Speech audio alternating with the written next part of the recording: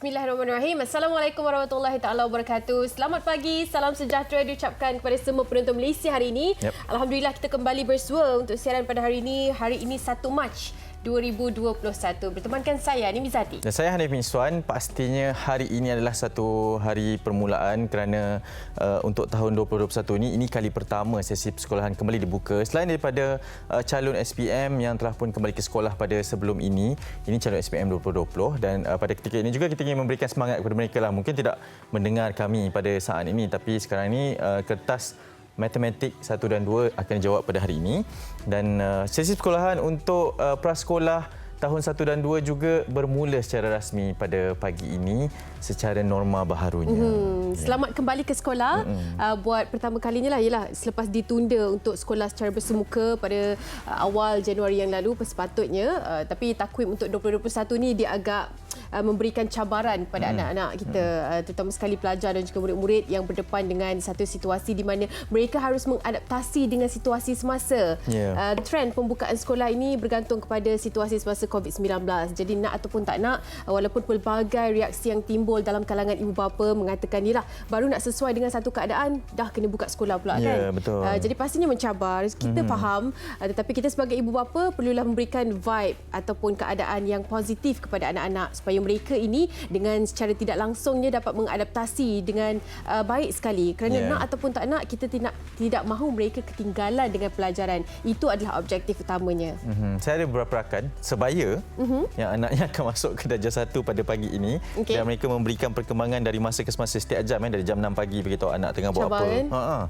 Dari semalam dia dah labelkan setiap sekolah botol, beg, nama anak tu tahu supaya yang penting bagi ibu ni supaya tak hilang barang anak di sekolah sebab ibu bapa tak boleh masuk, mereka tak boleh tunggu di kantin. Ini cabaran norma baharu.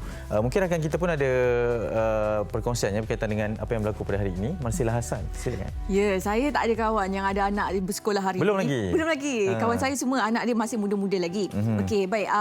Kalau kita sebut pasal persekolahan norma baru, kan sekarang ni ibu bapa bukan seperti menghantar anak ke sekolah bukan seperti dulu. Kalau dulu mungkin boleh hantar anak sampai ke pintu pagar sekolah dan sebagainya. Tapi sekarang pelbagai SOP dan juga pelbagai tata cara yang perlu orang kata diikutilah untuk kita sama-sama mengekang situasi pandemik sekarang ni. Dan kalau kita lihat kan pelbagai kelonggaran yang diberikan oleh kerajaan juga kepada ibu bapa yang mungkin boleh menarik nafas lega mereka. Seperti mana contohnya ibu bapa yang masih belum menyediakan pakaian seragam sekolah untuk anak-anak. Anak-anak dibenarkan untuk berpakaian biasalah asalkan pakaian yang dipakai itu kemas dan seterusnya. Ini mengenai rentas daerah pula. Kelonggaran juga diberikan. Kalau sebelum ni ada Sekatan Jalan Raya, kita perlu ada sebab-sebab lah kenapa. Tapi sekarang Sekatan Jalan Raya, anda cuma perlu tunjukkan sahaja surat kebenaran daripada pihak sekolah. Kiranya ini sesuatu yang kata orang tu memudahkanlah.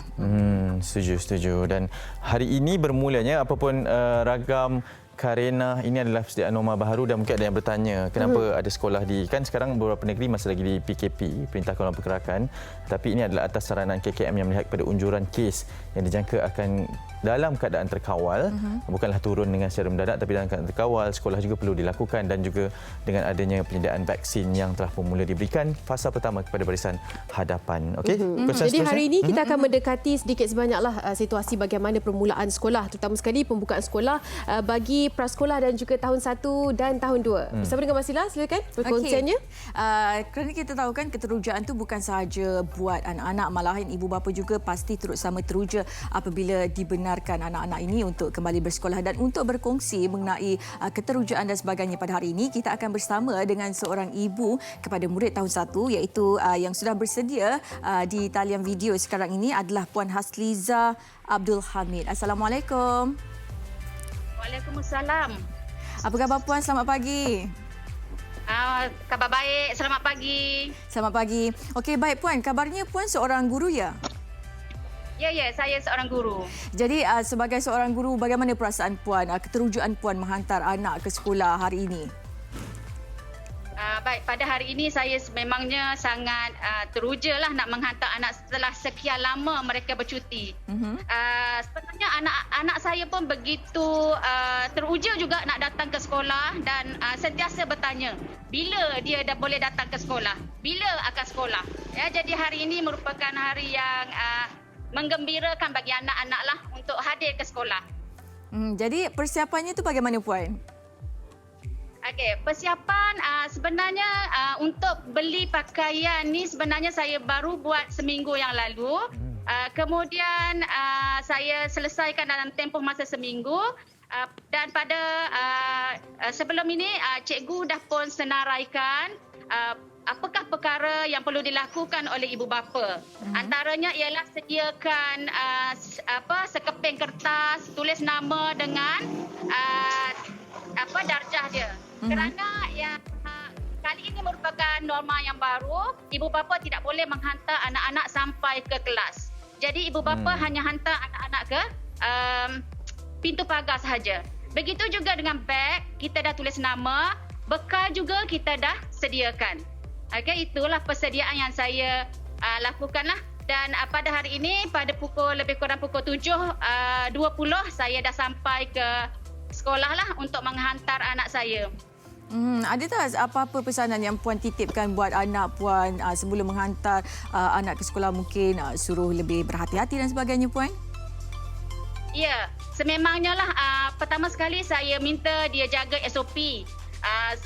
Pertama sekali jaga jarak dengan kawan-kawan, jangan berpegang tangan, jangan bersentuhan. Okey, yang kedua selalu pakai hand sanitizer. Okey, seterusnya kena selalu pakai mask. Okey, seterusnya jangan bermain-main kerana jangan pegang benda-benda yang seperti besi dan sebagainya. Okey, itu yang saya selalu pesan kepada anak-anak. Kemudian apabila dia balik sahaja dari sekolah, pastikan terus mandi, terus tukar pakaian. Jangan bermain-main baru ataupun makan dulu baru nak mandi. Jadi itu yang saya tekankan kepada anak-anak.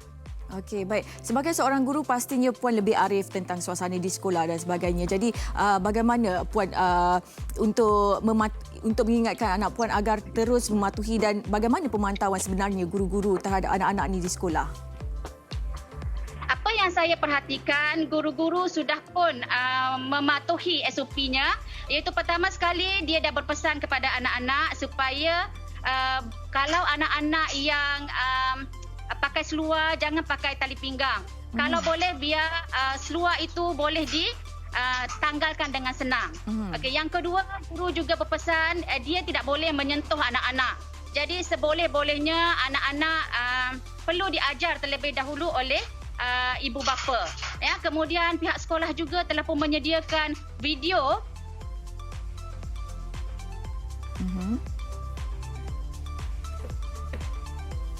kepada ibu bapa. Okey. Okey. Dan saya juga bagi tahu kepada anak-anak, kepada anak saya lah, supaya sentiasa berhati-hati. Okey, itu sajalah yang saya selalu pesan. Hand sanitizer juga saya dah lekatkan pada beg dia. Supaya hand sanitizer tu tidak hilang dan dia sentiasa memakainya. Okey, baik. Terima kasih Puan. Okey, sama-sama. Okey, itu dia tadi Puan Hasliza Abdul Hamid yang merupakan seorang guru dan juga ibu kepada murid tahun 1. Pastinya pelbagai cabaran yang terpaksa dihadapi memandangkan sesi persekolahan pada tahun 2021 ini bermula dalam suasana norma baru. Dan kita selepas ini kita akan bersama dengan Hanif mengenai Banci 2020. Hanif dan juga Anim. Anda dah melakukan ke e-census tu? Setakat ini yang fasa pertama tu dah lah. Semasa kan sebab macam dah panjang kan tempoh dia kan. Dan dia perlu tunggu beberapa hari untuk kita mendapatkan kod pengesahan dan sebagainya untuk kita melaksanakan proses yang seterusnya. Sedikit perkongsian yang mungkin kita boleh recap kembali apa yang dikabarkan oleh seorang ibu dan juga guru sebentar tadi. Untuk melatih anak-anak di rumah tu, memastikan di sekolah nanti mereka dah tahu apa yang perlu dilakukan. Macam tadi kan tak perlu pakai tali pinggang dan dah tahu dah macam mana nak ketandas dan sebagainya untuk mengelakkan daripada kontak lah secara fizikal. Cikgu kena tolong dan sebagainya. Bukannya apa, takut bersentuhan. Itu yang menjadi salah salah satu sebabnya. Perkongsian tadi cukup menarik bila kita fikirkan semula, yalah kadang-kadang pada tahun 1 ni cabarannya adalah situlah kan. Betul. Nak pergi toilet lah cikgu, nak pergi nak buang air lah cikgu dan sebagainya. Bagaimana kita nak mengajar anak kita di rumah. Itulah peranan ibu bapa. Di rumah ni kita kena letakkan input sebanyaknya kepada anak kita untuk memastikan mereka bersedia untuk ke sekolah nanti. Kan? Dan cabaran norma baru juga tu. Cabarannya juga yang menyorok bawah meja tu nanti. Kan? Macam mana pula nak dikeluarkannya tu. Kan sebab prasekolah lain situasinya, masuk darjah 1 tahun 1 juga lain situasinya. Okey, sebelum kita ingin berbicara mengenai statistik banci, perincian yang berkaitan dengan tanggungjawab seluruh rakyat Malaysia, kita ingin teruskan dengan perkongsian berkaitan dengan statistik COVID-19 secara harian. Silakan sekali lagi Marsila Hassan. Okey, baik. Saya akan kongsikan mengenai statistik harian COVID-19 di mana semalam dicatatkan angka kes positif baru adalah sebanyak 2,437 kes di mana terdapat sedikit peningkatan kes dan jumlah kematian yang baru adalah sebanyak 9 kematian di mana menjadikan keseluruhan 1,130 angka kematian setakat semalam, setakat 28 Februari dan seterusnya kalau kita lihatkan kes import hanya 2 sahaja dan selebihnya adalah kes tempatan. Dan apapun kes sembuh baru 3,251 dan kita harapkan kan dengan sesi persekolahan yang baru bermula pada hari ini dan sebagainya terus patuh segala SOP kerana kita tidak mahu terdapat lagi pertambahan kes positif COVID-19 yang berlaku sekarang. Apa yang paling penting, kawalan kendiri itu yang paling utama. Dan seterusnya di sini taburan kes positif mengikut negeri di mana di Selangor masih lagi mencatatkan angka kes positif yang tinggi iaitu sebanyak 914 kes. Okey, kalau kita lihat di kawasan di sekitar ini negeri-negeri yang terdapatnya pertambahan kes-kes positif COVID-19 dan kita harapkan supaya tiada lagi pertambahan kes dan juga tiada lagi pertambahan kluster baru. Dan kita lihat perinciannya mengenai kes kematian baru COVID-19 di sini di mana yang paling berusia sekali berumur 88 tahun perempuan kerana kita tahu kan kes-kes kematian ini membabitkan kebanyakannya orang yang berisiko tinggilah dan kadar kematian setakat 28 Februari seperti yang dikatakan tadi adalah sebanyak 1,130 kematian. Ini satu perkara yang tidak begitu gembira untuk kita kongsikan. Dan ini juga merupakan taburan kluster baru yang setakat semalam di mana di sini ada antaranya kluster Jalan Sungai Baung di seberang Perai. Ini melibatkan kluster tempat kerja dan kita tahu bahawa kluster tempat kerja ni selalunya dikenal pasti apabila terdapat penilaian ataupun orang kata tu saringan secara terbuka ataupun secara besar-besaran di tempat kerja. Dan ini antara kluster-kluster lain iaitu kluster Jalan Selisih di Selangor juga melibatkan tempat kerja. Okey, dan ini adalah antara kluster-kluster yang terdapat semalam setakat 28 Februari 2021. Baik, itu tadi perincian mengenai kes positif COVID-19 yang dapat saya kongsikan dan kita akan bersama dengan Hanif dan juga Anim untuk perkongsian akhbar utama hari ini. Ya, baik, terima kasih Marsila dan sekarang ini kita ingin bawakan kepada anda terlebih dahulu beberapa perkongsian dan perincian di Dadak Akhbar. Seperti biasa ada 3 kesemuanya. Mungkin Anim mulakan terlebih dahulu di NST. Baik, New Straits Times pastinya di hadapan ini berceritakan tentang temu bual eksklusif bersama dengan Yang Amat Berhormat Perdana Menteri Malaysia dan Tan Sri Muhyiddin Yassin di interview yang secara istimewanya untuk mengatakan sempena setahun bersempena dengan setahun Malaysia prihatin kan. Jadi apa yang kita dapat kongsikan di sini beberapa soalan yang diutarakan oleh wartawan untuk menanyakan tentang strategi bagaimana strategi yang ada untuk kita keluar daripada keadaan ini. Keadaan semasa ini adalah kita katakan sebagai satu keadaan yang paling mencabar, krisis ekonomi, bukan sahaja itu tentang pandemik yang melanda dunia. Begitu juga dengan bagaimana situasi kita pasca pandemik nanti. Jadi beberapa soalan diajukan di sini, kalau mungkin saya boleh rangkumkan secara keseluruhannya, dikabarkan di sini petikan yang tersebut di halaman 4 ini ada mengatakan additional strategy, he said, would complement the previously announced economic stimulus package worth more than 300 billion by the government. I have discussed the matter with the Finance Minister, Tengku Datuk Sri Zafrul Tengku Abdul Aziz. InsyaAllah, it will be announced sometime in the middle of this month. I will announce what is our actual strategy to come out of this crisis and help create a more conducive economic environment for the country. Dalam usaha untuk mencari strategi yang terbaik untuk kita keluar daripada keadaan krisis ekonomi ini, pastinya cukup mencabar bukan sahaja untuk kita, tetapi pastinya kerajaan tampuk kepimpinan yang kini bukan sahaja memegang pada agenda politik mereka, tetapi khususnya untuk keluarkan kita.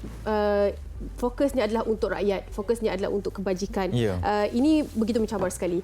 Dan seperti dengan setahun Malaysia prihatin, pelbagai yang kita lalui, setahun juga kita sudah hidup dengan pandemik ini, pastinya double disaster itu. Pengurusan ekonomi dunia, pengurusan ekonomi negara dan pengurusan pandemik haruslah dilaksanakan dengan baik sekali. Banyak lagi sebenarnya kalau anda mungkin berminat untuk mengetahui, pastinya ini satu yang cukup baik sekali untuk pengetahuan kita. Halaman 4 dan 5 dapatkan NST untuk anda mengetahui apakah intipatinya yang tersendiri. Ya, pastinya terus di muka hadapan ketiga akhbar ini berkaitan dengan amanat setahun yang akan diberikan oleh Yang Maha Perdana Menteri sebentar saja lagi pada jam 10. Tapi saya nak teruskan di harian Metro. Ini sikit lain perkongsiannya berkaitan dengan KRT, pemerkasaan kepimpinan komuniti Rukun Tetangga 2021-2030, dan menurut laporan di halaman ke-18 ini di harian Metro, 8,274 KRT di seluruh Malaysia. Perdana Menteri lancar program pemerkasaan kepimpinan komuniti Rukun Tetangga 2021-2030, dan peranan Rukun Tetangga perlu menjadi ejen dan penggerak usaha penjana terpadukan rakyat. Ini menurut Perdana Menteri Tan Sri Muhyiddin Yassin. Rakyat juga perlu mengenal pasti keperluan komuniti dan menangani isu sosial di kawasan setempat untuk melahirkan sebuah komuniti yang sejahtera supaya negara kita dapat merealisasikan agenda perpaduan nasional. Dan cabaran yang kita hadapi sejak dunia dilanda wabak COVID-19 lebih setahun yang lalu, betul-betul genap pada bulan Mac ni, menyalahkan kepentingan rukun tetangga dalam kalangan masyarakat. Ada pelbagai kategori yang dipertandingkan untuk memperkasakan KRT ini. Antaranya juga adalah jiran wanita terbaik, ada projek inovasi rukun tetangga terbaik dan juga lain-lain. Okey, ini di harian Metro, anda boleh baca dan memahami peranan rukun tetangga ini. Okey, baik. Seterusnya di berita harian, ini mengenai sesi persekolahan yang baru bermula pada hari ini. Tajuknya mengenai tak sabar teruja mulakan persekolahan. Perinciannya ada di halaman ke-6 di mana katanya di sini terdapatlah sedikit perkongsian di beberapa negeri di sekitar Malaysia, dan ini antaranya 3 kembar lelaki dari Kampung Melayu Raya Pekananas yang digelar 3 Abdul tidak sabar untuk memulakan sesi persekolahan. Kalau kita lihatkan begitu gembira dan teruja mereka untuk memulakan sesi persekolahan, dan mereka tak sabar sejak baju sekolah diberikan minggu lalu, dan walaupun teruja, bapanya tetap risau kerana mereka bersekolah ketika COVID-19 belum reda, namun guru-guru sudah memberikan kata orang tu pendedahan awal lah kepada murid baru mengenai penjarakan fizikal, untuk sentiasa memakai pelitup muka, sentiasa cuci tangan, sentiasa memakai cecair pembasmi kuman dan sebagainya. Dan di sini juga katanya bapanya juga agak risau kerana Abdul Rafiq, iaitu antara kembar 3 itu, mengalami masalah cerebral palsy di mana kedua-dua kakinya sejak lahir sekaligus membataskan pergerakannya. Itu antara perkongsian mengenai kembar 3 itu. Tetapi di Kuala Lumpur pula, kebanyakan ibu bapa memilih pasaraya bagi membeli persiapan kelengkapan akhir sesi persekolahan mereka. Okey, kerana kita tahu kan ada ibu bapa yang awal-awal lagi sudah membeli persiapan persekolahan untuk anak mereka sebelum kerajaan mengumumkan sekolah tidak dapat dibuka pada saat-saat akhir sebelum ini. Dan apapun, selamat bersekolah hari ini kepada mereka. Okey, pastikan anda sentiasa menjaga keselamatan diri, patuh SOP dan sebagainya. Dan seterusnya ni, okey, seterusnya kita ingin bawakan kepada anda satu perkongsian ini berkaitan dengan Banci 2020, dan pada ketika ini telah pun dimulakan pada 7 Julai yang lalu pada tahun 2020, dan permulaan fasa yang pertama lah untuk kita melengkapkan dengan borang secara dalam talian. Tapi dilaporkan baru 35% saja rakyat Malaysia yang melaksanakan tanggungjawab tersebut. Ya, lebih kurang 10.45 juta orang penduduk Malaysia yang sudah membuat. Yang selebihnya masih lagi berada dalam keadaan statusnya bagaimana dan kenapa. Kita ingin mengetahui situasi semasa kerana 35% itu merupakan angka yang cukup rendah. Betul. Kalau kita katakan mungkin tidak lagi mencapai yang diperlukan. Bersama dengan Datuk Seri Dr. Muhammad Uzair Mahidin, Ketua Perangkawan Jabatan Perangkaan Malaysia DOSM. Assalamualaikum Datuk. Waalaikumsalam warahmatullahi wabarakatuh. Ya, apa khabar? Salam sehat. Alhamdulillah sihat. Ya, baik. Datuk, selaku Ketua Perangkawan Jabatan Perangkaan Malaysia DOSM dan dilaporkan menurut perincian Banci 2020 hanya 35% rakyat Malaysia yang telah pun melaksanakan tanggungjawab. Bagaimana dengan status pembancian sebenarnya pada setakat ini pada bulan Mac 2021 ini, Datuk Seri? Silakan. Terima kasih kepada Cik Anem dan Cik Anet. Ya. Assalamualaikum warahmatullahi wabarakatuh dan salam sejahtera. Jadi untuk makluman semua, sebenarnya hari ini adalah hari 238 hari Banci yang sejak kita telah mulakan pada 7 Julai. Jadi setakat ini kita telah mencapai yang telah dimasukkan dalam sistem pembancian kita ada sebanyak 10.735 juta, iaitu lebih kurang 35% seperti yang dinyatakan tadi. Berbanding sebenarnya kita ada anggaran berdasarkan penerimaan jumlah kelahiran dan kematian setiap tahun yang kita anggarkan sekarang. Penduduk kita ada 32.7 juta dan kita ada 9 juta tempat kediaman, 8.2 juta isi rumah. Baik. Dan sebenarnya seluruh negara kita ada 160 daerah dan kita telah pecah-pecahkan setiap kawasan ini kepada lebih kurang 99,356 blok perhitungan. Jadi kalau kita lihat dari segi bilangan tempat kediaman yang telah kita banci, kita telah membanci sebanyak 3.56 juta, iaitu lebih kurang 37.7%. Jadi untuk makluman, buat masa ini kita punya pelaksanaan banci ini sebenarnya kita sedang teruskan dan kita masih membuka platform untuk pengisian secara atas talian ataupun lebih dikenali sebagai e-census. Dan sementara itu di lapangan kita punya anggota-anggota yang ditugaskan di setiap kawasan di setiap negeri sekarang sedang bergerak di kawasan-kawasan yang dibenarkan, yang menjemput ataupun menemui setiap rumah-rumah yang masih belum mengisi e-census. Jadi dalam sistem yang kita bina, kita mengetahui rumah-rumah mana yang telah mengisi, rumah-rumah mana yang belum mengisi borang banci ini. Dan apa yang kita lakukan Cik Anem dan Cik Anem, kita berjumpa, kita sekiranya pihak rumah tersebut ingin mengisi menggunakan borang, kita tinggalkan borang. Kemudian selepas beberapa hari kita akan ambil balik. Ataupun kalau mereka ingin mengisi secara atas talian, kita akan memberi postcode, ada ni passwordnya untuk pengisian. Dan juga jika mereka bersetuju untuk ditemuduga lebih kurang 40 minit, anggota kami akan buat pengisian secara menggunakan peralatan komputer di waktu itu juga. Maknanya orang ramai sekarang mempunyai pilihan dan kita akan terus cuba selesaikan di waktu pertama kita menemui rumah-rumah yang masih belum mengisi pembancian ini. Dan kita jangkakan pergerakan atau pelaksanaan yang sedang dijalankan ini adalah yang terbaik, yang mana kita menentukan kawasan-kawasan yang kita rasa selesa, yang telah pun dipersetujui supaya kita mengikut standard prosedur yang ditetapkan. Dan kita harapkan dalam tempoh lebih kurang 3 bulan lagi lah, kita jangka by June sekurang-kurangnya kita boleh menghampiri 100% seluruh penduduk negara Malaysia ni dapat kita banci. Melihat kepada fasa yang telah pun berlalu dan 35% saja itu mungkin nombor yang tidak mencapai target yang tertentu. Pastinya kekangan disebabkan pandemik, tidak boleh secara bersemuka dan sebagainya kan. Cuma mungkinlah pilihan lain jika tidak selesa dengan keadaan e-census. Ada setengah lah mungkin kan menyebabkan mereka tidak lagi melakukan pembancian itu melalui e-census. Apakah mungkin bantuan lain yang boleh diberikan kepada mereka ini untuk memastikan mereka juga menyumbang kepada bilangan banci ini?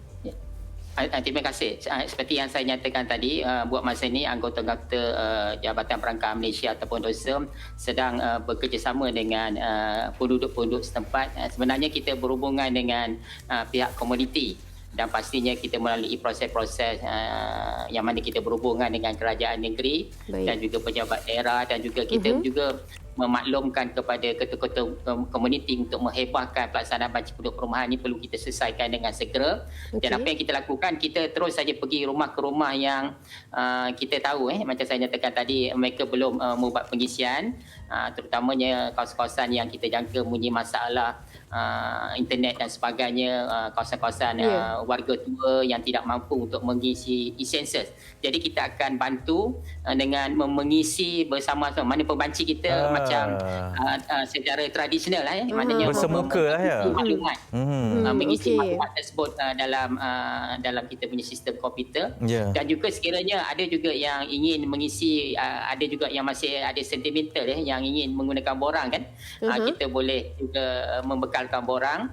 Dan mereka boleh mengambil masa beberapa hari untuk mengisi borang tersebut, kan kemudian kita datang kembali untuk mengambil borang yang telah siap diisi. Dan juga jika ada yang baru tahu bahawa sistem e-census ni masih boleh digunakan dan mereka ingin meneruskan menggunakan e-census, mungkin baru yang terbuka ada masa untuk mengisi, kita juga mempelawa mereka untuk mengisi e-census dengan memberi terus kod bagi tujuan pengisian e-census tersebut. Betul, baik. Datuk Seri, mungkin kita ada masa yang sedikit singkat, tapi saya nak tanyakan berkenaan dengan peranan rakyat di dalam menjayakan banci ni, dan apa sebenarnya tanggungjawab kepentingan supaya kita ni tahu untuk melaksanakan bancian ni adalah juga tanggungjawab Datuk Seri. Silakan.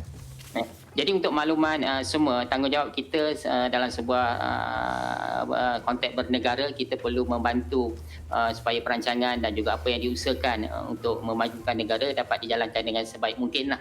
Jadi apa juga yang dilakukan berdasarkan maklumat yang baik, yang terperinci, yang lengkap, ia pastinya dapat kita memberikan yang terbaik. Kita tidak nak berlaku perancangan yang tidak berdasarkan maklumat yang lengkap. Bayangkan sekira hanya separuh daripada rakyat Malaysia memberitahu tentang keperluan kesihatan, persekolahan, kemudahan asas, perkhidmatan awam dan sebagainya, maka apa-apa yang nak disalurkan di satu kawasan tersebut mungkin berlaku kekurangan, ada gap di situ. Itu sebab bila kita nyatakan banci, kita tidak ada pilihan, kita naklah 100%. Maknanya semua orang, tidak boleh separuh saja macam tadi baru 35%. Betul. Yang lain kata cukuplah tu, tak boleh. Dia mesti 100%.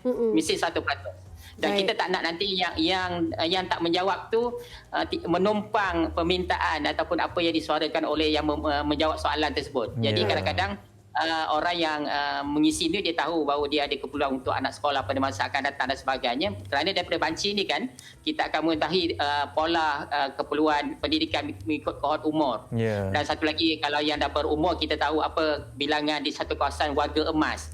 Jadi mereka nak dibela dan kita nak supaya maklumat ini lengkap lah. Kita tidak nanti bila pembancian ini berakhir barulah kita tahu berlaku ada masalah penyaluran peruntukan di mana mungkin maklumat tidak lengkap. Jadi yang amat penting kepada rakyat semua bahawa bancian ini dia akan digunakan untuk 10 tahun ke hadapan. Jika kita gagal untuk memberi kerjasama dan beri maklumat yang baik, maka perancangan kita mungkin akan tersasar. Baik. Terima kasih banyak-banyak Datuk Seri. Kita ucapkan kita harapkan yang terbaik pastinya kan. Dalam usaha kita juga ingin mewar-warkan kepada semua rakyat Malaysia. Assalamualaikum. Terima kasih.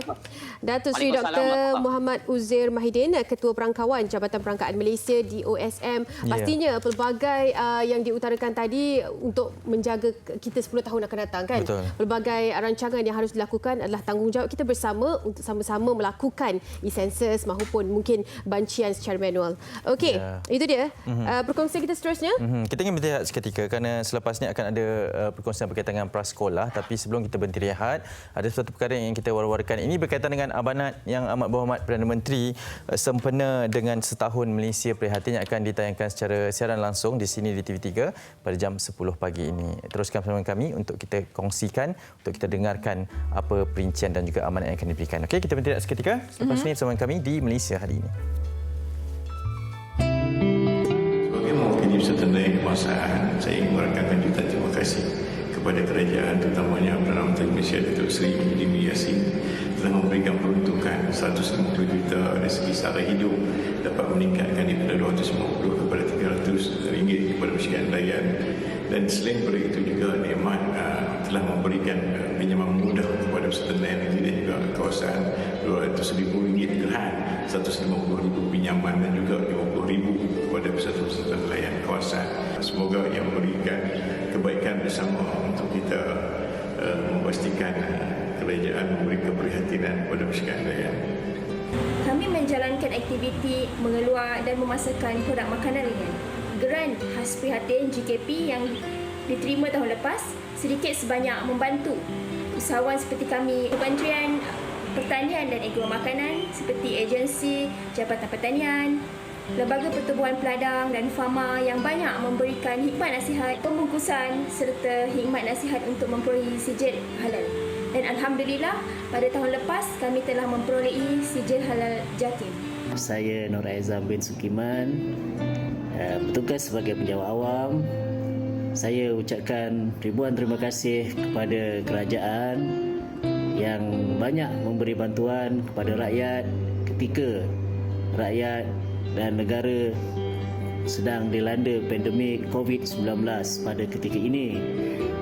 Segala bantuan yang telah diberikan begitu bermakna dan ianya dapat memberi manfaat kepada semua golongan lapisan masyarakat, dan saya harapkan segala bentuk bantuan ini dapat diteruskan kerana ianya dapat mengimbangi kos sara hidup dan juga dapat menjana ekonomi negara.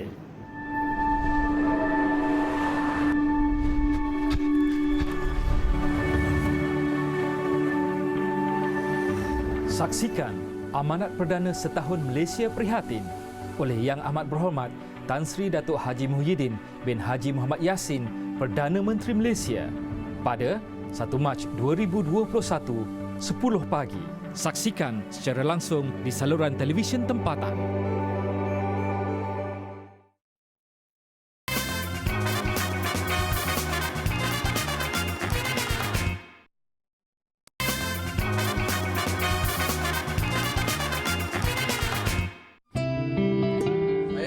Bin Hassan daripada Persatuan Nelayan Kawasan Ujung Batu.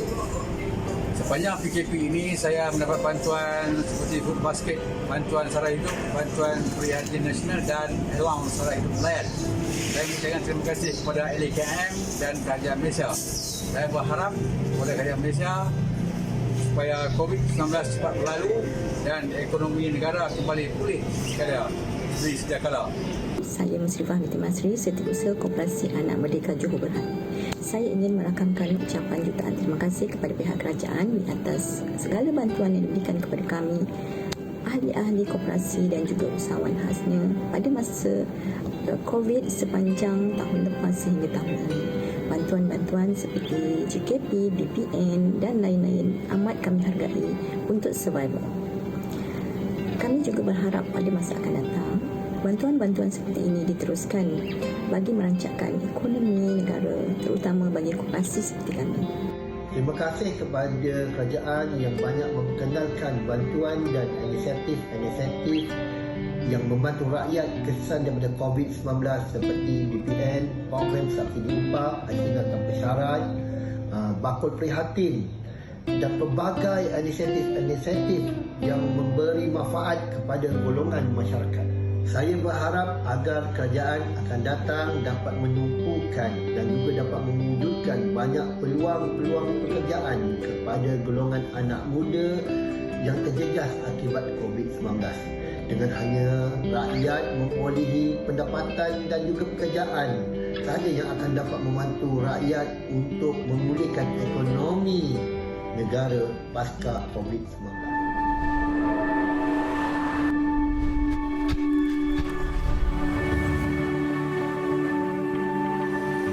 Saksikan Amanat Perdana Setahun Malaysia Prihatin oleh Yang Amat Berhormat Tan Sri Datuk Haji Muhyiddin bin Haji Muhammad Yassin, Perdana Menteri Malaysia pada 1 Mac 2021, 10 pagi.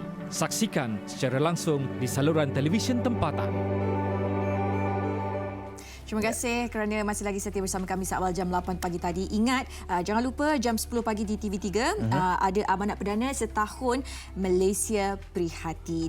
Baik Hanif, hari ini kan hari pertama sesi persekolahan. Betul. Kan? Saya pasti ramai yang teruja ibu bapa, guru dan juga murid itu sendiri. Yeah. Tapi kita tak boleh lupakan satu lagi individu ataupun satu lagi pihak ni, pengusaha kantin. Pengusaha kantin dan juga daripada persatuan-persatuan yang membabitkan mereka lah, kerana mereka juga kita tahu perlu mematuhi SOP.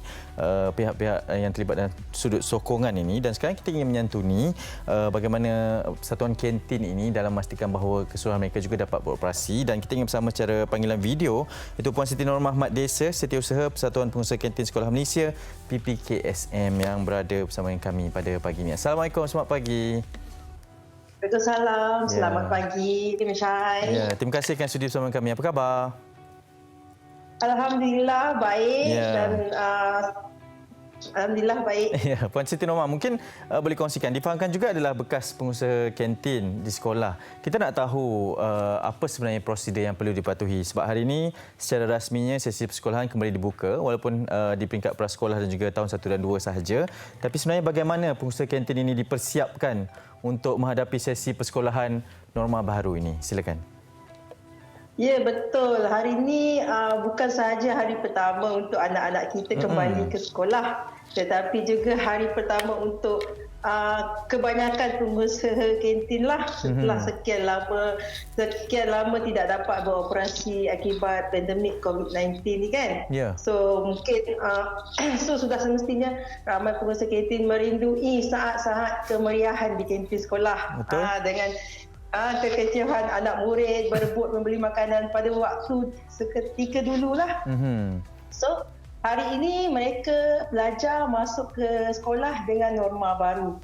So mungkin berada di dalam keadaan yang lebih tenang, tidak samalah seperti hiruk pikuk sebelum ini.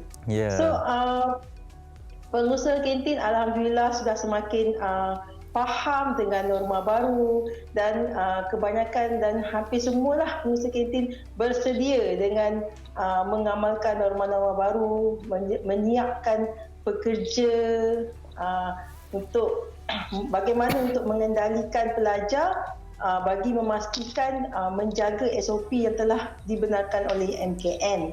So MKN memang telah menetapkan pun satu garis panduan untuk pengusaha kantin ikut, untuk pengusaha kantin patuhi supaya kita dapat mengekanglah COVID-19 ini daripada merebak di dalam kawasan sekolah, terutama di kantin yang mana pelajar bertertumpu di kawasan kantin untuk makan. Betul. Kawasan kantin ini adalah kawasan yang paling tumpuan pelajar di sekolah. Kebanyakan pelajar akan berada di kantin sewaktu rehat. Jadi semua pengusaha kantin kita sarankan untuk dia sebelum memulakan operasi, kita sanitize dulu kantin sekolah. Pekerja ada yang kita buat swab test. Ada sekolah yang telah pun menjalankan proses swab test pekerja kantin lah, supaya kita dapat memastikan tidak membawa virus COVID ni ke dalam kawasan sekolah kan melalui pekerja-pekerja kantin ataupun mana-mana pihak yang berada di dalam sekolah. Puan Siti, dari sudut kos dan juga tata cara pelaksanaan ini, adakah semakin mencabar bagi pengusaha kantin dalam memastikan bahawa kalian juga dapat beroperasi? Ya, betul. Okey, banyak cabaran untuk pengusaha kantin sewaktu mula membuka kantin sekolah lah. Pelbagai kos-kos perlu dikeluarkan seperti swab test pekerja yang perlu ditanggung oleh pengusaha kantin itu sendiri. Dan lagi kos-kos untuk pembersihan, sanitizing kantin, membersihkan dan menyediakan struktur garis jarak sosial, menyediakan pembasmi tangan untuk pelajar. So itu semua kos-kos yang perlu dikeluarkan oleh seseorang pengusaha kantin lah untuk memastikan SOP yang telah ditentukan ni kita dapat ikuti dengan baik. Bagaimana sebenarnya dari sudut perbincangan sesama pengusaha kantin ini? Okey, kita faham akan ada peningkatan dari sudut kos. Kita faham ini adalah norma baru kepada semua, termasuk pelajar, ibu bapa dan juga pengusaha kantin. Dari sudut mungkin sedikit sensitif lah, tapi perlu ditanyakan juga dari sudut harga kepada makanan kepada adik-adik kita ini bagaimana? Masih boleh kira kita bincang lagi ke atau bagaimana? Okey, macam ni. Untuk harga ni memang sesuatu perkara yang sensitif lah. semua orang tahu makanan di kantin ni adalah makanan yang paling murah di Malaysia. Setuju. Ya. Kita tak akan boleh jumpa harga nasi lemak, telur dengan RM1, harga RM1. Hanya ada di kantin sekolah sahaja. So ibu bapa kalau sebelum pandemik COVID-19 yang datang ke kantin, bila makan di kantin, saya rasa macam nak datang sini makan hari-hari sahaja. Sebab lebih murah berbanding di luar. Yeah. So di luar pun dalam 5 tahun sebelum ni harga dah meningkat. Tetapi di kantin sejak puluhan tahun atau berbelas tahun, harga masih berada di tahap yang sama lah. Yeah. Nasi lemak RM1, ada masih lagi menjual nasi lemak 60 sen pun masih ada lagi di kawasan kampung lah. So untuk harga makanan ni setakat ni tidak banyak kantin yang menaikkan harga. Saya masih belum menerima sebarang aduan yang menyatakan kenaikan harga secara mendadak atau kenaikan harga yang melampau di kantin sekolah. Yeah. Masih menjual pada harga yang sangat-sangat murah, dan seperti yang saya tahu, pengusaha kantin juga merujuk kepada persatuan juga untuk harga-harga yang mereka ingin cadangkanlah dinaikkan atau harga yang sesuai untuk makanan-makanan yang mereka bekalkan. So setakat ni harga yang mereka bentangkan memang sangat-sangat berpatutan dan masih lagi berada di bawah kadar yang murah. Alhamdulillah. Baik, Alhamdulillah. Itu satu perkabaran gembira yang kita dengarkan, dan kita harapkan ada satu jalan penyelesaian yang terbaiklah dalam memastikan kedua-dua pihak dapat manfaat, pelajarnya dan juga pengusaha kantin juga. Puan Siti Norma, terima kasih kerana sudi bersama kami. Ya, sama-sama. Selamat kembali ke sekolah juga diucapkan buat semua pengusaha kantin, iaitu daripada wakilnya Siti Norma Ahmad Desa, Setiausaha Persatuan Pengusaha Kantin Sekolah Malaysia yang bersama kami dari Bandar Baru Bangi, Selangor, juga bekas pengusaha kantin. Masihlah selain daripada pengusaha kantin, pelajar, golongan ibu bapa juga antara yang paling menzahirkan kebimbangan mereka lah berkaitan dengan pembukaan sekolah ini. Pastinya ada perkongsian bersama dengan Persatuan Ibu Bapa dan Guru juga. Kita akan bersama dengan Encik Syarul Izwan Sabdin yang merupakan yang di-Pertua PIBG Sekolah Rendah Agama Merbau Sempak Sungai Buloh. Assalamualaikum. Waalaikumsalam warahmatullahi wabarakatuh. Okey, baik Encik Syarul. Alhamdulillah sihat. Encik Syarul bagaimana? Baik, alhamdulillah sihat. Okey, baik Encik Syarul, mungkin boleh terangkan serba sedikit mengenai SOP pembelajaran norma baru ketika ini Encik Syarul. Baiklah, Assalamualaikum warga MHI. Saya Syarul Izwan bin Sabdin selaku YDP SRA Merbau Sempak dan juga NYDP SK Merbau Sempak.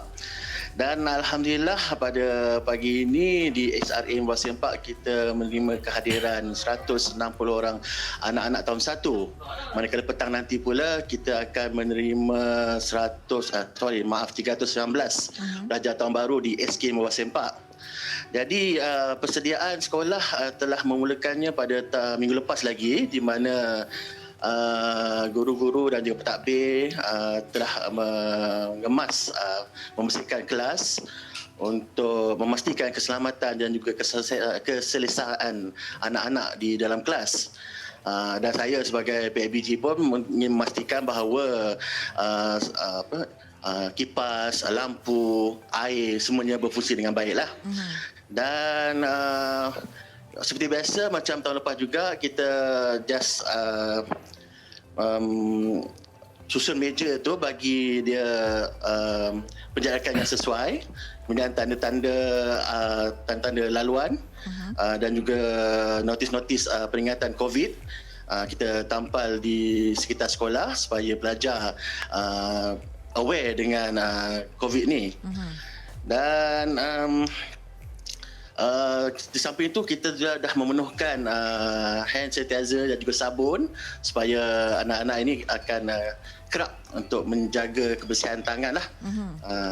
Dan di samping untuk memakai pelitup muka lah di dalam kelas dan juga tu. Baik, itu antara langkah yang paling penting sekali yang perlu kata orang tu disediakan oleh pihak sekolah demi keperluan anak-anak.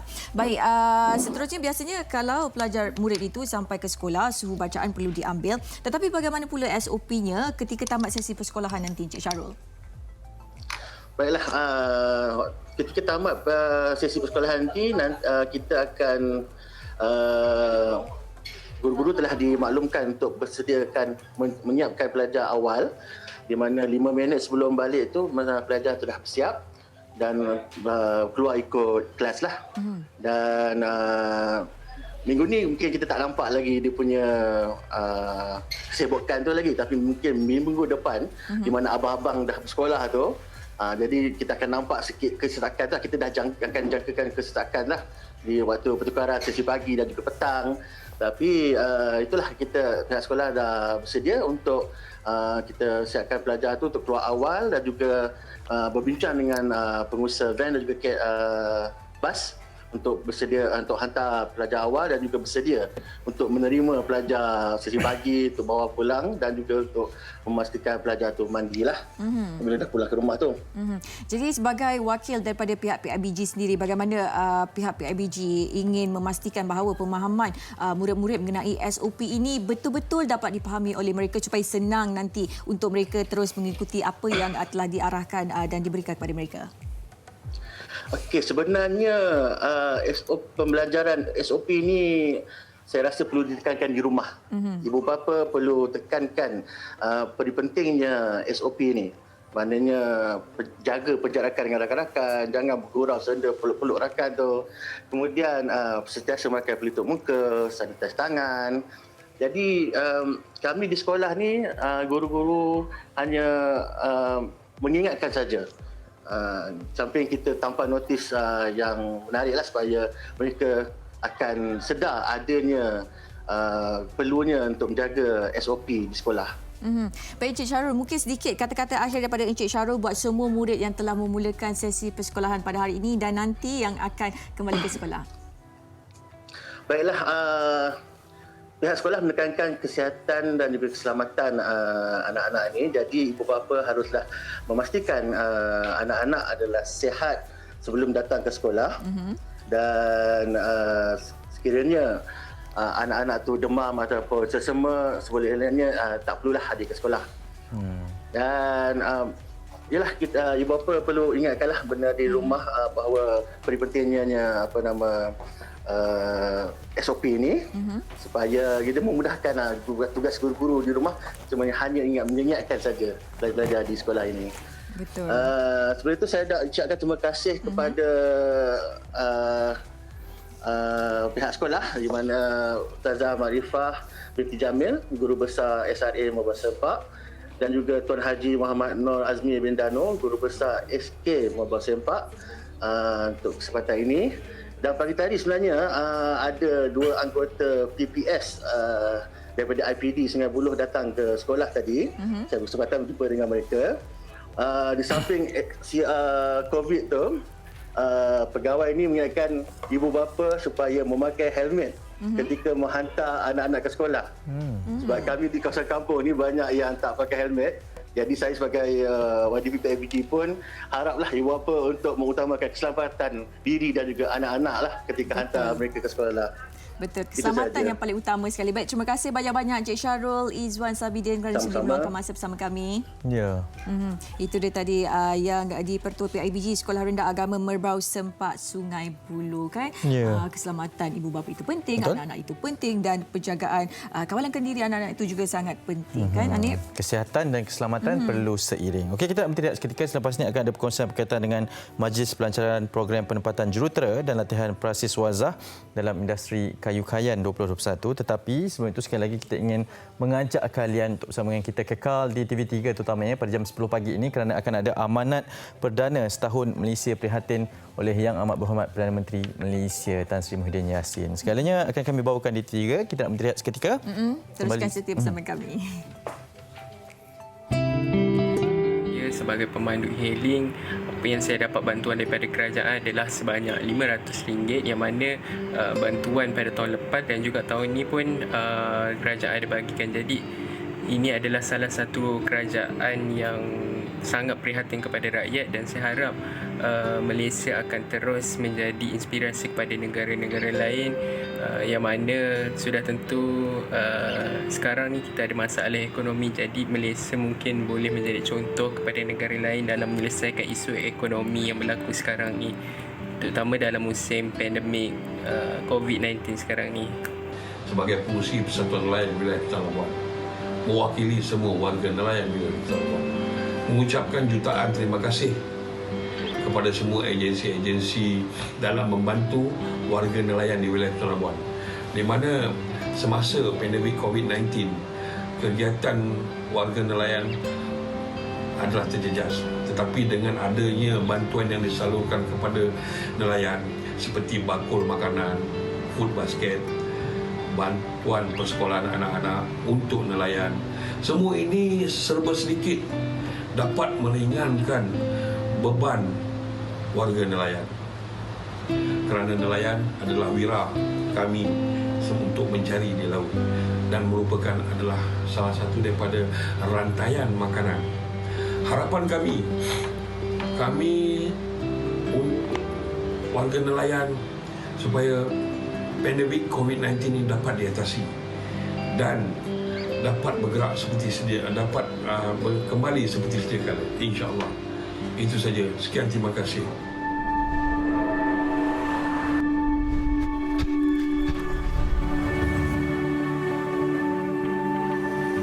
Saksikan Amanat Perdana Setahun Malaysia Prihatin oleh Yang Amat Berhormat Tan Sri Datuk Haji Muhyiddin bin Haji Muhammad Yassin, Perdana Menteri Malaysia pada 1 Mac 2021, 10 pagi. Saksikan secara langsung di saluran televisyen tempatan.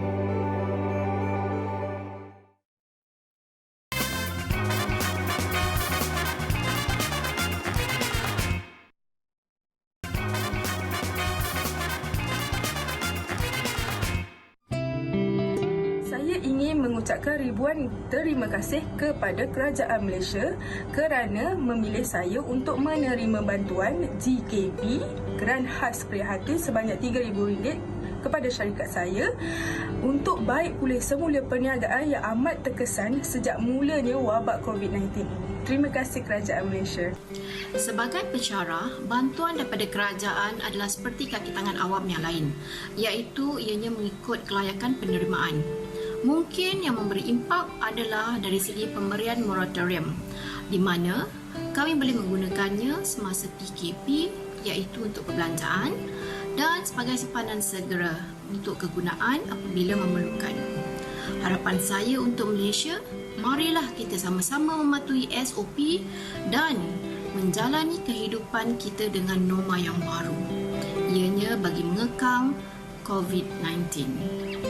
Antara bantuan yang telah saya terima sepanjang pandemik ini adalah bantuan BPN, BPR dan juga bantuan data. Saya ingin mengucapkan jutaan terima kasih kepada kerajaan kerana telah menyalurkan bantuan tersebut kepada seluruh rakyat Malaysia. Harapan saya kepada rakyat Malaysia adalah sama-samalah kita berganding bahu dalam menangani masalah COVID-19 ini. Tidak kira pangkat ataupun darjat ataupun apa-apa pun. Jadi kita dalam masalah ini sama-sama, jadi marilah kita sama-sama menangani masalah ini agar kita boleh hidup seperti normal, seperti dulu.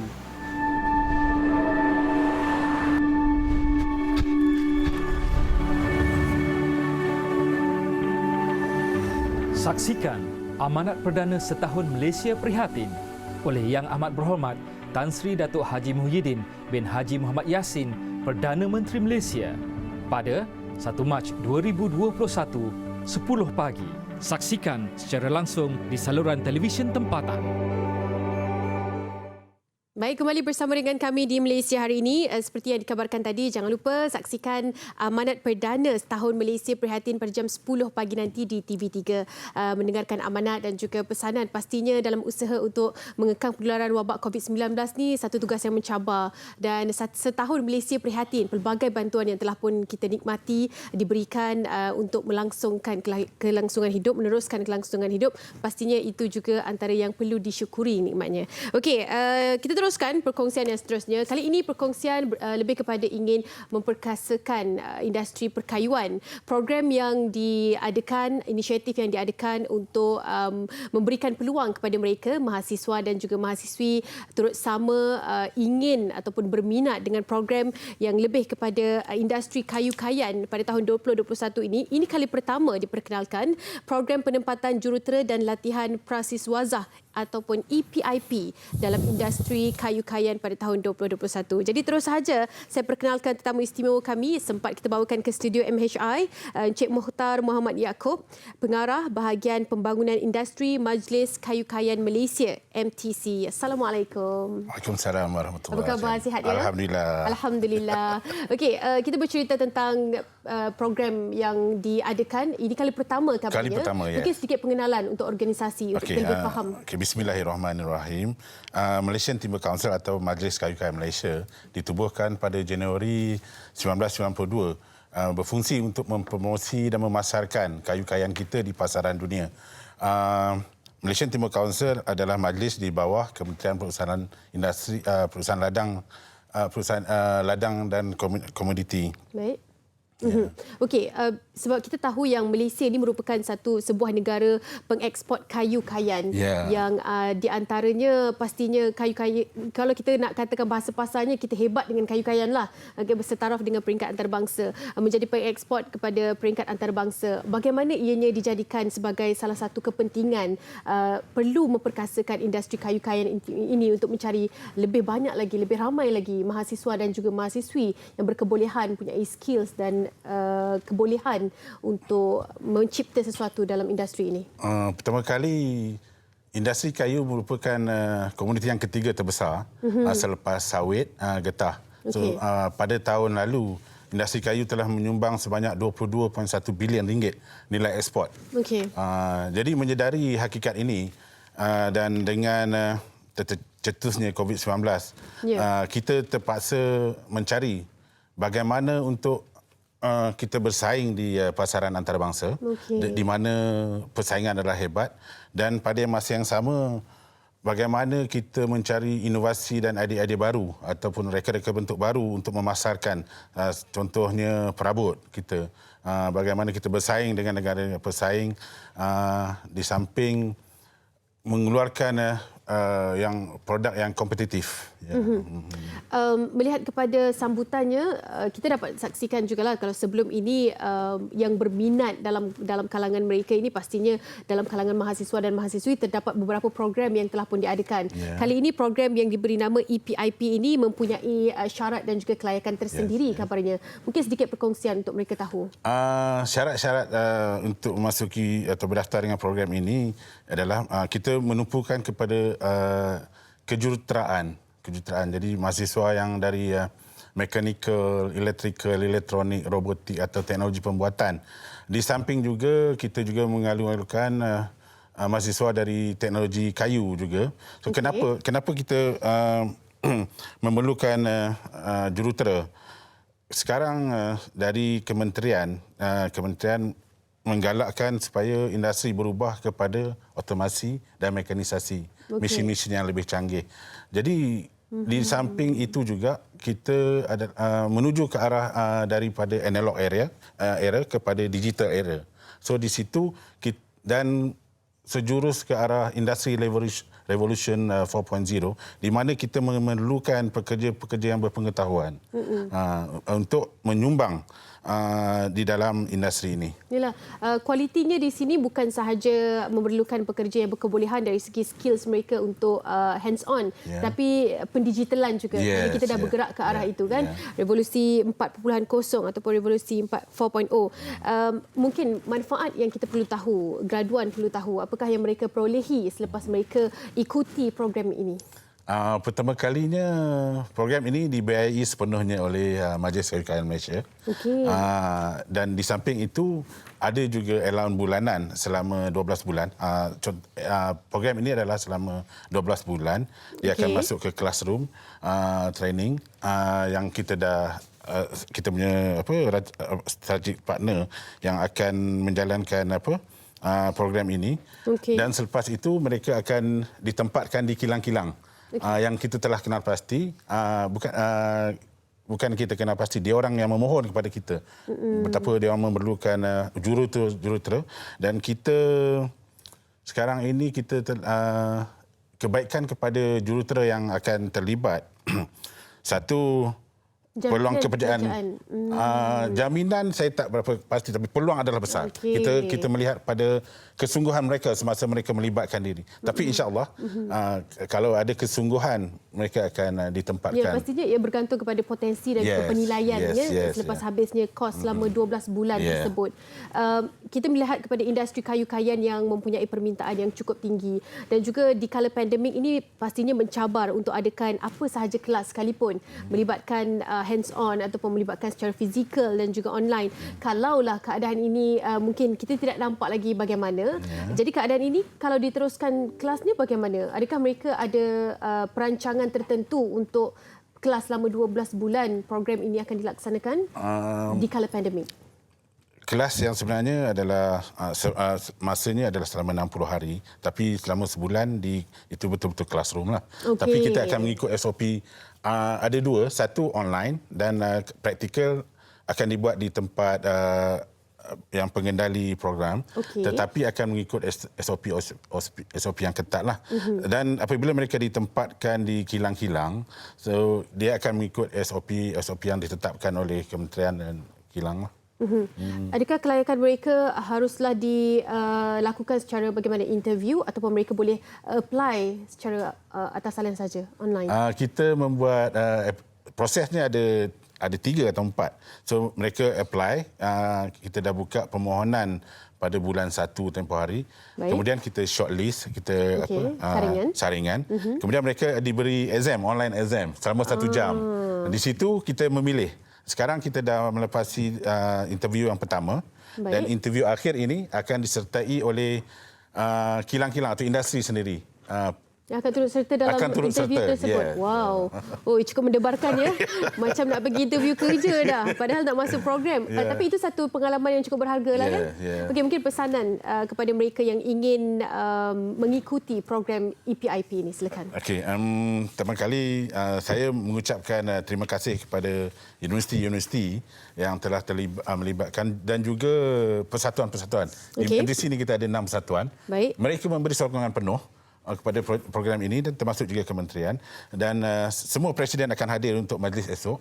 Dan pesanan saya kepada adik-adik atau anak-anak lah yang akan menyertai program ini, bekerja bersungguh-sungguh, tunjukkan kesungguhan kita untuk memajukan diri kita dan juga memajukan negara. Baik, insya-Allah.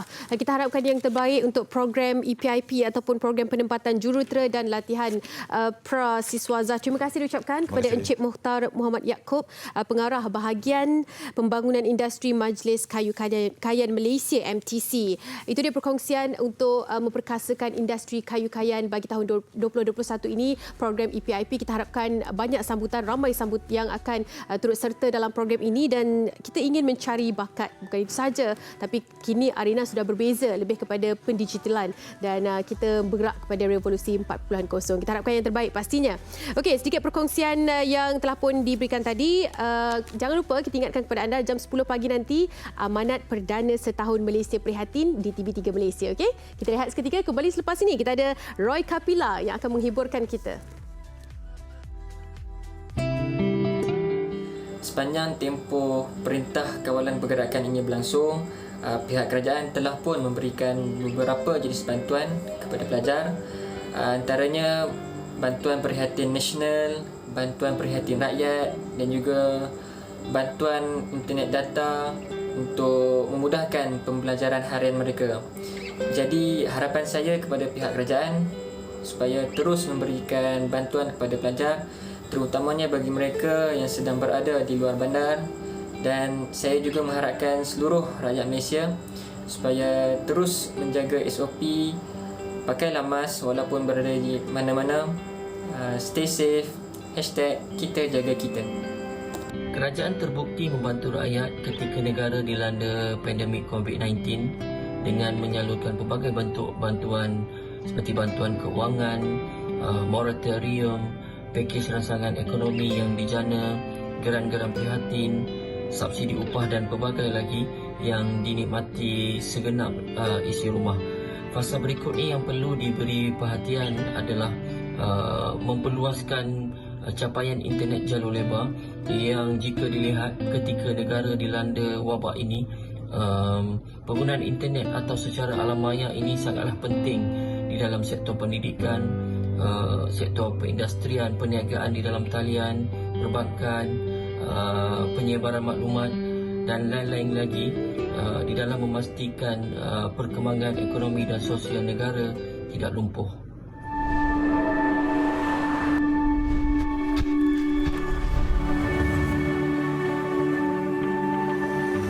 Saksikan Amanat Perdana Setahun Malaysia Prihatin oleh Yang Amat Berhormat Tan Sri Datuk Haji Muhyiddin bin Haji Muhammad Yassin, Perdana Menteri Malaysia pada 1 Mac 2021, 10 pagi. Saksikan secara langsung di saluran televisyen tempatan.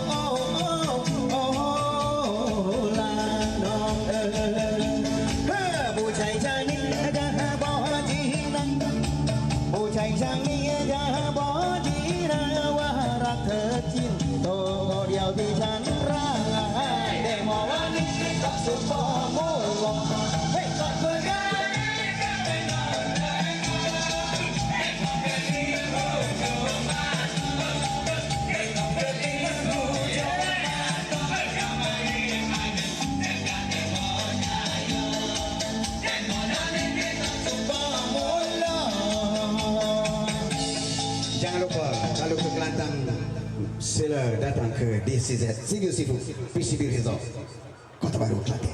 Selamat jumpa lagi. Itu dia persembahan secara langsung, tidak langsung sekarang semalam dilakukan Roy Kapila dari PCB Kota Baru Kelantan. Ya, mantap dia mantap. Okey, kita akan bersama dengan Roy Kapila nak mengetahui perkembangan beliau yang terkini. Assalamualaikum Roy. Waalaikumsalam warahmatullahi wabarakatuh. Apa khabar? Alhamdulillah. Dia sangat berbeza tadi. Kalau di atas pentas tu kelincahannya. Tenang pula yang ni, tenang pula Ini yang sangat tenang ya. Pagi-pagi ni memang tenang. Bateri baru nak recah ni. Itu semalam belum full lagi. Semalam ke bila tu persembahanan itu dirakam? Ya, malam kemarin. Dua malam. Jadi malam energi dia berbeza. Betul. Dia lain, dia pagi dia biasalah. Okey. Bagaimana perkembangan terkini? Mungkin boleh kongsikan. Kita nak tahu juga. Okey, perkembangan terkini saya sekarang berada di resort lah. Sebab biasalah semua sudah tahu sekarang artis ya. Sebab kita sedang terkesan lah. Dunia kita sedang melanda sedang diuji oleh COVID-19. Jadi sebelum ni Roy ada kedai, jadi apabila marinya COVID-19 ni paksa tutup dulu lah untuk sementara. Itulah, jadi sementara tu Roy bernyanyi dan santai-santai di PCB Resort, di DCZ Studio Seafood. Hari-hari ke? Hari-hari di sana? Roy di sini hari-hari taklah juga, cuma Khamis malam Jumaat memang kita tak ada lah. Tapi DCZ Studio Seafood sentiasa buka lah untuk pengunjung-pengunjung ataupun siapa-siapa yang ingin sebarang majlis lah, buat dinner sebarang majlis lah. Dan event yang di sini berjalan. Keadaan macam yang tadi sempat dirakam tu adalah keadaan semasa lah ataupun keadaan yang selalunya. Terkini lah, terkini. Yelah, nak dapat pelanggan pun mencabar juga sekarang ya. Ya, betul. Sebelum ni tidak begitulah, tidak seperti yang kita tonton tadi. Lebih meriah lah. Lebih meriah lah. Ya. Sebelum ni kan Roy banyak orang kata tu menyanyi dekat Thailand, dekat selatan Thailand, tapi lepas pandemik melanda tak boleh menyanyi di sana. Sekarang ni buat persembahan banyak di mana? Di restoran ke? Restoran di mana ya? Di PCB Resort. PCB Resort di Kota Baru lah. Di Pantai Cahaya Bulannya. Pantai Cahaya Bulan. Okey, Roy, mungkin mereka bersama kita di MSI akan terkenang sebab saya pun antara yang membesar dengan DK Rambung ni. Demo lawan ni Tok Super Mula. Dan kabarnya akan ada percaturan terbaru dari Roy untuk single terbaru. Tapi sebelum saya nak tanya sebenarnya apa penceritaan lagu DK Rambung ni? Sebab kita nampak ada logat Thailand juga kan di situ kan. Kalau tanya kami ni memang tak faham sepenuhnya lah. Mas Ilham mungkin faham sikit. Dah faham. Dah faham? Sebab Roy pun sebenarnya tak faham juga. Jangan gitu. Allahu Akbar. Orang nyanyi tak faham. Cerita dia macam itulah. Apabila dah dapat orang baru, ditinggalkan yang lama-lama. Kalau boleh janganlah begitu. Itu cerita dia. Jangan benda tu biasa jadi kan sekarang. Pesena. Demo ni Tok Super Mula. Dah berubah lagi. Dia tak macam yang mula-mula kita kenal lah macam tu. Mantap, Os. Okey. Hari ni baru tahu apa maksud DK Rambung. Ya, maksudnya. Okey, yalah, pastinya antara golongan yang terkesan industri muzik antara yang terkesan, begitu terkesan tak ada persembahan yang boleh dilakukan dan sebagainya. Bagaimana dengan keadaan Roy dan juga situasi kawan-kawan yang sekarang ini mungkin boleh dikongsikan lah. Kita tahu sangat struggle, tapi mungkin sejauh mana yang boleh dikongsikan supaya ramai yang tahu, ramai yang mendengarkan. Sekurang-kurangnya peranan kita sebagai masyarakat mungkin boleh menyokong dari satu sama lain kan. Mungkin Roy boleh kongsikan, Roy. Tak ada lah. Sekarang ni yang Roy tahu lah, yang Roy boleh bagi tahu, walaupun kita sedang dilanda oleh pandemik ni, tapi yang Roy tahu di negeri Kelantan lah. Negeri Kelantan ni seperti pegiat-pegiat seni luas, masih lagi luas lah. Masih lagi luas. Adalah peluang-peluang kan? Adalah peluang-peluang sebab kita sekarang apabila dah datang YouTube-nya ni lah. Di Kelantan budak-budak ni seni-seni ni banyak yang boleh cari makan berbentuk untuk YouTube-nya program lah. Di Kelantan ni banyak anak-anak seni di Kebara. Dia sendiri boleh masing-masing buat macam drama pendek. Macam-macam lah dia. Ya, betul. Banyak sebenarnya kan kita dapat saksikan hasil dan juga karya daripada anak-anak timur di YouTube dan sebagainya. Roy, bagaimana dengan status kesihatan? Sihat ke? Bagaimana keadaan? Alhamdulillah, sihat. Alhamdulillah. Cuma untuk bagi tahu yang seterusnya, untuk perkembangan yang seterusnya Roy sekarang. Okey. Sekarang Roy ada buat 2 lagu. Lagu barulah. Roy kolaborasi ya. Kolaborasi bersama artis baru, iaitu artis daripada MWN ataupun Music Valley lah. Okey. Music Valley.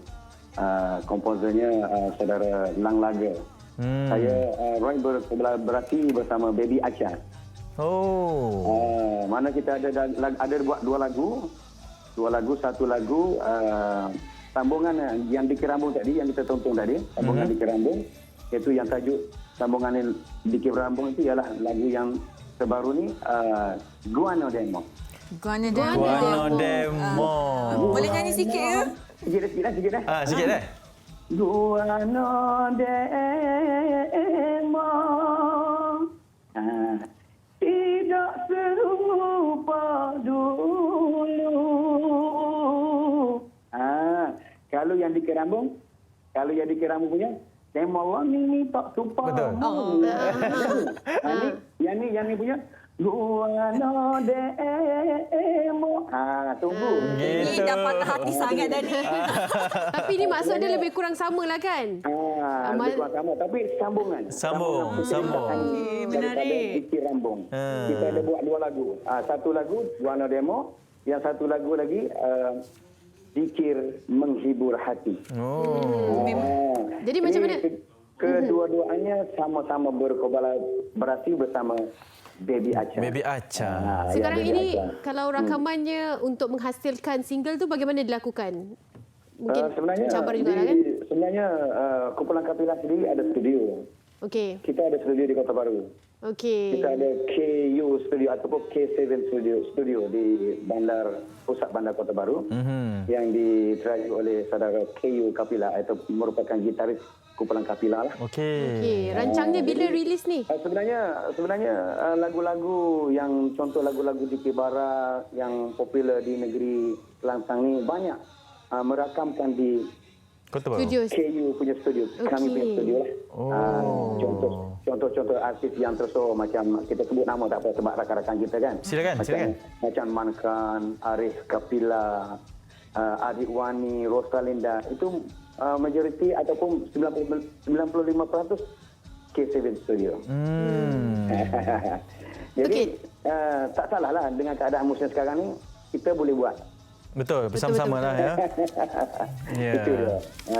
Jadi tunggu insya-Allah tidak lama lagi akan keluarlah lagu yang 2 lagu itu tadi, Guano Demo dan DK Menghibur Hati. Joget DK ataupun DK Menghibur Hati. Komposernya saudara kita artis yang komposer yang begitu tersohor di zaman-zaman era 80-an 90-an, iaitu saudara Lang Laga. Mantap demo, mantap Bero. Mapa. Roy, jaga diri Roy, jaga kesihatan. InsyaAllah sampaikan salam kami juga buat rakan-rakan yang lain di sana ya. Terima kasih banyak. Assalamualaikum. Waalaikumsalam warahmatullahi wabarakatuh. Itu dia Roy Kapila. Jangan lupa tunggukan perkembangan yang terkini, kita mahu tahu. Seronok kan dengan teletahnya. Demoloni. 2 lagu tadi. Guano Demo. DK Menghibur Hati. Okey, jangan lupa. Sabar nak tengok. Okey je, masih okey je. Okey. Tak, Guano Demo. Guano tak ada apa gini je lah, nak habis dah ni. Wah, boleh cakap lah. Nampak. Tadi awak tak nak tunjuk kebolehan awak boleh berbicara dalam Kelantan. Okey, itu dia. Esok kita akan kongsikan tentang stroke Stroke haba. Sebab sekarang kan kita berada pada cuaca yang sangat panas kan. Ketika sini jadi sangat penting untuk kita mengetahui pasal stroke haba ini dan sebagainya, dan sangat penting untuk kita menjaga diri. Ya, dan jangan lupa pada jam 10 pagi ini sekali lagi kita ingin menjemput kalian semua penonton Malaysia hari ini dan juga seluruh rakyat Malaysia untuk menonton amanat khas dari Perdana Menteri bersempena dengan setahun Malaysia Prihatin yang akan disampaikan oleh Yang Amat Berhormat Perdana Menteri Tan Sri Muhyiddin Yassin di TV3 ini untuk kita sama-sama terima kasih. merangkum Jaga diri ini, semua. Assalamualaikum. Harum cinta semadi dalam jiwa, mengapa aku yang rasa merindu tanpa kata. Berdosa